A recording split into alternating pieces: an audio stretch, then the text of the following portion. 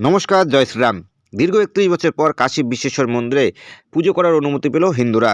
যে বিশ্বেশ্বর মন্দিরকে সপ্তদশ শতকে ভেঙে মসজিদ নির্মাণ করেছিলেন মুঘল সম্রাট ঔরঙ্গজেব। দীর্ঘ আইনি লড়াইয়ের পর গত ২৫শে জানুয়ারি এএসআই রিপোর্ট সামনে আসে এবং সেই এএসআই রিপোর্টে এটা স্পষ্ট যে সেখানে হিন্দু মন্দির ভেঙেই মসজিদ নির্মাণ করা হয়েছিল। এরপরে গতকালকে আদালত নির্দেশ দেয় সেখানে হিন্দুরা পুজো করতে পারবেন। তারপর মধ্যরাত থেকে সেখানে পূজা অর্চনার আয়োজন শুরু হয় এবং সকালেও প্রচুর ভক্ত সেখানে পুজো করেছে।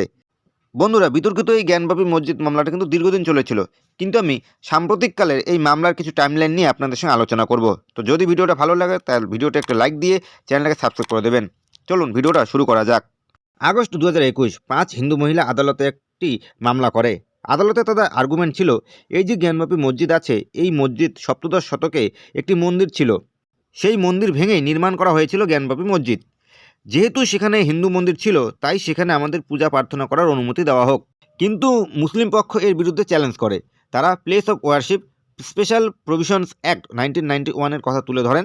তারা বলেন, এই আইন অনুযায়ী 1947-এর 15ই আগস্টের পর যে ধর্মীয় স্থান যে অবস্থায় থাকবে সেটাকে সেই অবস্থাতেই রাখতে হবে।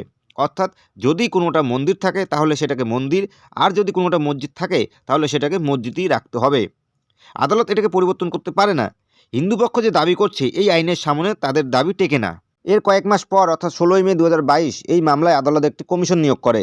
সেই কমিশন সেই মসজিদের ভিডিওগ্রাফি সার্ভে করে। সেই সার্ভের সময় তারা সেখানে একটি স্ট্রাকচার বা শিলা দেখতে পান। এরপরে হিন্দু পক্ষ দাবি করে সেই স্ট্রাকচার বা শিলাটা হচ্ছে শিবলিঙ্গ, কিন্তু মুসলিম পক্ষ দাবি করে সেটা একটি ফাউন্টেন বা ফোয়ারা। এরপর আদালত মসজিদের যে অজুখানা এরিয়া ছিল সেই এরিয়াটা সিল করার নির্দেশ দেন। এর কয়েকদিন পর 20 মে 2022 সুপ্রিম কোর্ট এই যে মামলাটা এতদিন সিভিল কোর্টে চলছিল সেই মামলাটা ডিস্ট্রিক্ট জজ কোর্টে পাঠিয়ে দেয়। এর কয়েক মাস পর সেপ্টেম্বর 2022 মসজিদ কমিটি জেলা আদালতে একটি আপিল করে, কিন্তু Varanasi district and session court সেই আপিলটি রিজেক্ট করে দেয়। এরপর মুসলিম পক্ষ এলাহাবাদ হাইকোর্টে একটি পিটিশন ফাইল করে। এর কিছুদিন পরেই অক্টোবর 2022 হিন্দু পক্ষ বারাণসী ডিস্ট্রিক্ট কোর্টে একটি পিটিশন ফাইল করে, কিন্তু কোর্ট সেটাও রিজেক্ট করে দেয়। হিন্দু পক্ষের পিটিশনে এটা ছিল, এই যে শিবলিঙ্গটা সেখানে পাওয়া গেছে এর একটা সায়েন্টিফিক সার্ভে এবং কার্বন ডেটিং কন্ডাক্ট করার জন্য। কিন্তু বারাণসী ডিস্ট্রিক্ট কোর্ট হিন্দু পক্ষের এই পিটিশন বা প্রার্থনাকে রিজেক্ট করে দেয়। এরপর হিন্দু পক্ষ যায় এলাহাবাদ হাইকোর্ট। তার মানে সেপ্টেম্বর 2022 প্রথমে মুসলিম পক্ষ এলাহাবাদ হাইকোর্টে পৌঁছায়। এরপর অক্টোবর 2022 হিন্দু পক্ষ এলাহাবাদ হাইকোর্টে যায়। এর পরের মাস অর্থাৎ 11 নভেম্বর 2022 সুপ্রিম কোর্ট একটা রায় দেয়।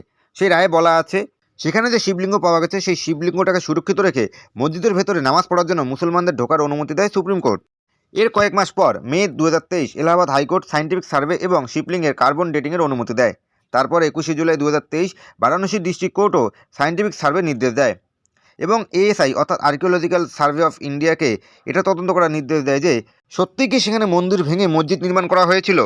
যাতে সেই মসজিদে এএসআই এর সার্ভে না হয় এজন্য মুসলিম পক্ষ সুপ্রিম কোর্টে একটি পিটিশন ফাইল করে এবং তারপর 24শে জুলাই 2023 সেই সার্ভের উপর কিছুদিনের জন্য স্থগিতাদেশ দেয় সুপ্রিম কোর্ট।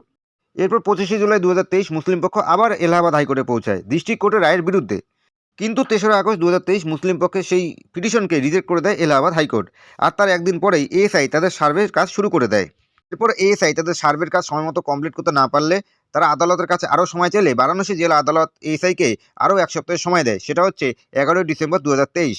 এরপর 2023-এর 19শে ডিসেম্বর মুসলিম পক্ষ আবার এলাহাবাদ হাইকোর্টে একটি পিটিশন ফাইল করে। সেই পিটিশনে তারা আবার সেই প্লেস অফ ওয়ারশিপ 1991 অ্যাক্টের কথা বলেন, কিন্তু এলাহাবাদ হাইকোর্ট তাদের সেই পিটিশনটাকেও রিজেক্ট করে দেয়।